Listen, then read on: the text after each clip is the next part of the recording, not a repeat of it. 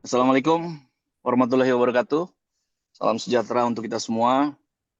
Yang saya hormati kawan-kawan media, sebelumnya saya sampaikan permohonan maaf sebesar-besarnya. Karena apa? Karena kami baru bisa menanggapi apa yang ingin ditanyakan oleh para teman-teman wartawan. Ya, 2 minggu sudah berlalu.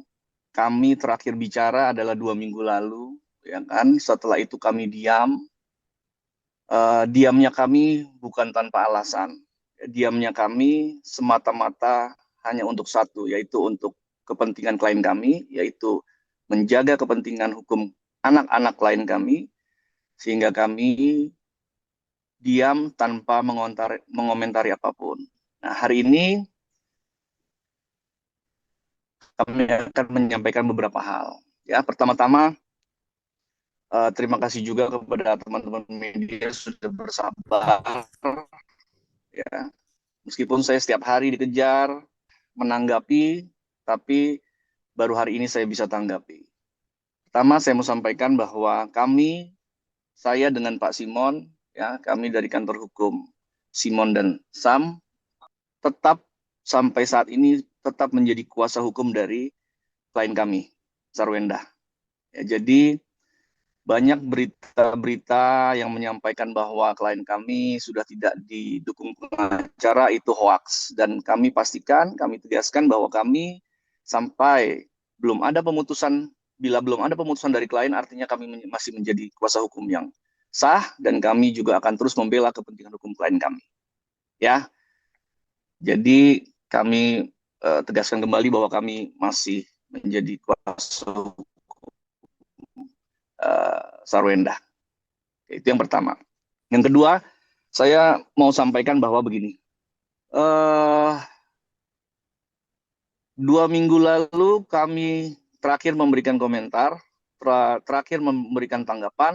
Lalu setelah itu hampir setiap hari mungkin 5 sampai 6 kali, Bang Minola terus melakukan wawancara. Yang kami lihat, kami pelajari, sebenarnya intinya masih sama.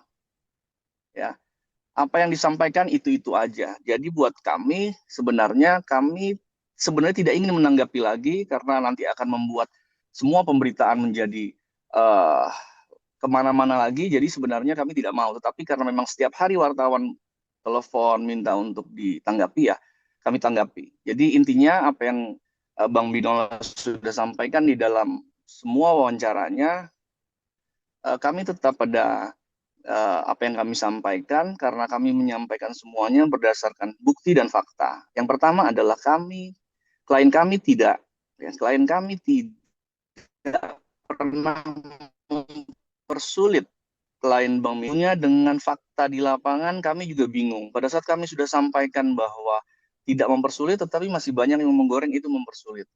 Sekarang di mana mempersulitnya? Ya kan, tunjukkan kepada kami di mana mempersulitnya.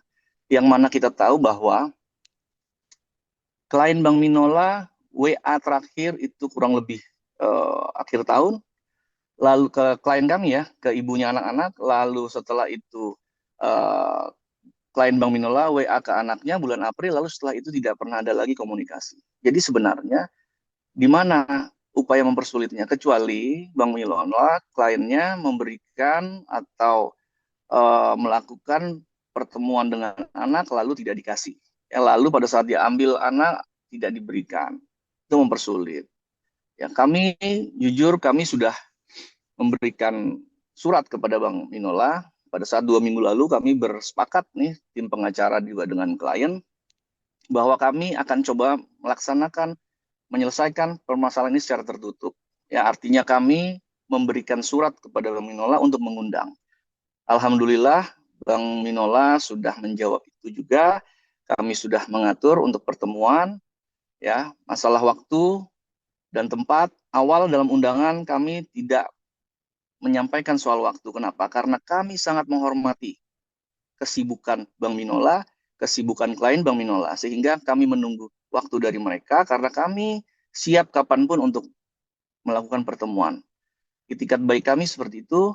Lalu dijawab mungkin nanti setelah klien Bank Minola pulang umroh, baru kita akan laksanakan. Surat itu sudah dijawab dan kami terima kasih juga ke Bank Minola. Dimanapun saya dengan Bank Minola juga hubungan juga masih baik. Jadi kita lawyer dengan lawyer, kita berharap kita juga menengahi masalah ini dengan baik. Itu ya. Oke, lalu klien kami ini jujur kalau ditanya sama kawan-kawan media, gimana situasinya? Situasi sekarang kami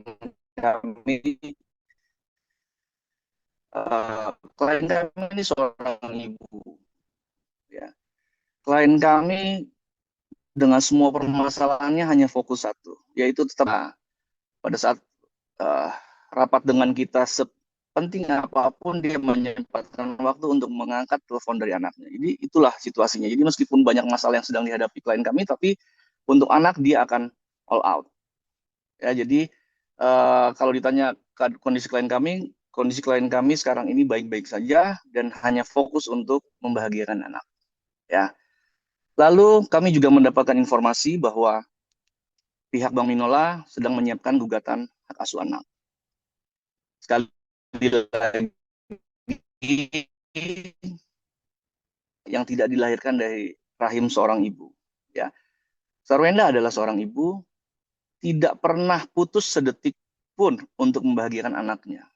Ya, bagaimana perjuangan dia melahirkan 2 orang anaknya, itu juga yang akan dia bahagiakan sampai dia meninggal nanti, ayah anaknya akan dibahagiakan terus. Jadi kita harus pahami secara psikologis kalau dia mau menggugat hak asuh anak, kami persilahkan.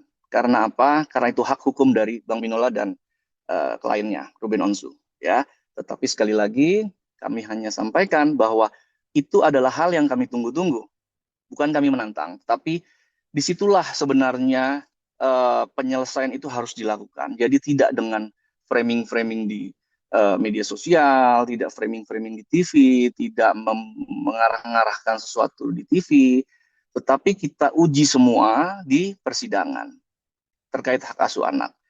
Dan kami juga memiliki hak untuk menyampaikan semua bukti-bukti yang kami punya, ya, untuk apa? Untuk menyampaikan bahwa klien kami adalah ibu yang sangat baik, yang sangat layak untuk menjaga anak ini sampai dia dewasa nanti. Jadi kalau memang hal itu mau dilakukan, kami tunggu dan kami sangat menunggu.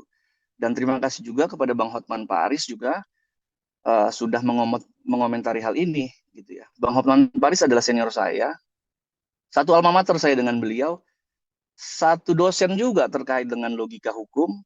Jadi saya pikir saya sepakat dengan Bang Hotman, ya. Jadi kalau terkait hak asuh anak, silakan ajukan di persidangan, ajukan di pengadilan, kita saling membuktikan, kita saling berargumentasi secara hukum, bukan penghakiman secara media sosial, tetapi kita uji dan kami yakin bahwa klien kami menjadi seorang ibu yang baik, membahagiakan anaknya, dan kami sangat yakin bahwa hakimnya juga nanti hakim-hakim yang baik. Saya pikir yang melihat situasi dengan real, dengan apa adanya, dengan bukti yang kami miliki, dan kami yakin hak asuh anak tetap akan ada di klien kami. Ya, tetapi itu sekali lagi itu adalah hak dari Bang Milo, saya hormati. Kita uji dan kami akan lebih puas juga kalau emang itu diajukan di pengadilan. Terkait dengan undangan, jadi memang baru-baru ini juga kami konfirmasi memang ada komunikasi yang baik antara klien kami dengan RO, gitu ya. Jadi memang ada komunikasi yang baik yang seharusnya memang ada pertemuan kemarin tanggal 16 Juni kalau tidak salah. Namun memang klien kami cukup mengerti, mungkin dengan kesibukan dan jadwal pekerjaan dari RO, sehingga mungkin klien kami memaklumi jika belum sempat membalas chat dari klien kami. Tapi kami percaya bahwa pertemuan itu dengan anak-anak, antara klien kami ataupun dengan RO, dengan anak-anak, itu pasti akan terlaksana. Tinggal nanti kesesuaian waktu saja dan komunikasi. Dan untuk pertemuan akan dilaksanakan, saya sedikit menambahkan tadi apa yang disampaikan Bang Kris, pertemuan akan dilaksanakan bulan Juli, sesuai permintaan dari RO, dan Bang Minola begitu ya, nanti akan dilaksanakan kira-kira tanggal 11 Juli. Namun kami juga kembali memberikan keleluasaan bagi RO dan kuasa hukumnya untuk menyesuaikan waktu. Jadi nanti seandainya waktu tersebut kurang pas begitu dengan jadwalnya, nanti bisa dikomunikasikan, nanti tinggal diinformasikan saja dalam suratnya. Dan terakhir yang mau saya sampaikan juga, pada intinya klien kami dalam menghadapi masalah ini cukup berbesar hati untuk menerima setiap kritikan apapun. Namun kami menghimbau kepada seluruh pihak untuk ayo bersama-sama kita menjaga ruang digital yang kondusif. Kenapa? Karena kasihan anak-anak. Anak-anak ini kan sudah tumbuh besar, sudah bersosialisasi dengan teman-temannya di tempat les, di sekolah, dan mereka semua ini bisa membaca berita. Sehingga apa? Sehingga situasi yang demikian kurang baik bagi kehidupan sosial anak-anak dan juga dapat menimbulkan dampak psikis yang kurang baik juga. Sehingga mari kita dukung suasana yang damai demi tumbuh kembang mereka. Dan yang terakhir saya mau sampaikan juga bahwa klien kami pada dasarnya sesuai yang tadi Bang Kris sampaikan, ingin menyelesaikan permasalahan ini secara tertutup dengan bijaksana, dengan kekeluargaan. Itu kenapa kami mengundang untuk suatu pertemuan tanpa harus melibatkan opini publik yang luas dan semakin luas. Dan untuk saat ini juga klien kami lebih memilih untuk fokus bekerja keras, mencari nafkah dan memastikan bahwa les serta sekolah anak-anak itu tetap berjalan dengan normal. Itu saja yang mau saya tambahkan. Terima kasih. Kawan-kawan media, perlu juga kita pahami ya. Satu yang pertama yang kami luruskan terkait dengan anak tadi ya, bahwa klien kami tidak pernah mempersulit, hanya yang ada adalah ayah dan ibunya komunikasinya tolong dong diperbaiki lagi lah ya. Artinya kan bapak tinggal WA ke ibunya, sekali lagi ya, bapak WA ke ibunya atau mantan suami WA ke mantan istrinya untuk anaknya, tanya jadwalnya, kalau tidak bisa diantar ya dijemput. Itu komunikasi menurut kami adalah komunikasi yang harus dilakukan ya. Tidak habis itu menghilang, tidak di kemana-mana, tiba-tiba sekali lagi dibilang mempersulit. Janganlah ya, kasihan anak-anak, kasihan ya. Jadi konsumsi publik begini juga kurang baik, dan kami juga pastikan kami akan lakukan ini semua tertutup nanti ke depan supaya apa, demi kepentingan anak. Sekali lagi demi kepentingan anak. Kalau kita memang mau membuka semua ya dengan lembaga yang pas ya, tidak lagi di media sosial ya. Sekali lagi tidak ada yang namanya mantan ibu, tidak ada yang namanya mantan ayah. Semua gimana pun adalah Ruben seorang ayahnya dari anak-anak, Sarwenda ibu dari anak-anak. Ya, mantan suami ada, mantan istri ada. Jadi sekali lagi itu juga mengklarifikasi saya terkait dengan sempat video saya dipotong oleh klien Bang Minola. Ya, padahal di dalam frame pada saat saya menyampaikan sudah saya klarifikasi juga bahwa tidak ada mantan ibu, tidak ada mantan ayah.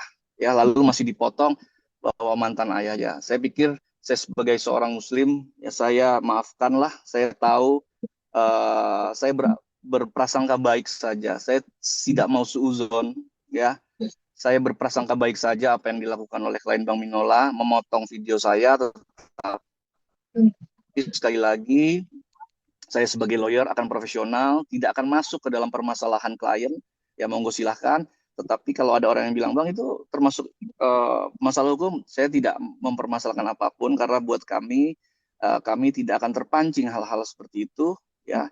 Dan kami sudah maafkan juga apabila memang itu ada yang merasa bahwa itu permasalahan, tapi kita sudah maafkan. Saya tidak masuk ke dalam ranah itu karena ini permasalahan antara klien dengan klien, bukan kami dengan lawyer dengan klien Bang Minola ya. Jadi sekali lagi itu menjadi bola liar juga ya kan, maksudnya saya anggap maksudnya baik ya, karena kalaupun saya beranggap baik tidak baik itu saya sudah maafkan ya, maksudnya apa, tapi sudahlah ya, saya sudah maafkan.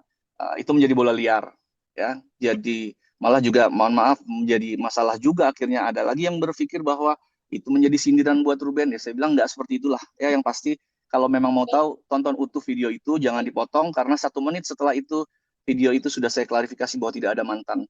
Yang ada adalah tidak ada namanya mantan ayah, ya, ayah tetap ayah, yang ada mantan suami, ya. Oke, mohon tolong jangan dipotong-potong lagi. Semoga semua kondusif. Itu saja.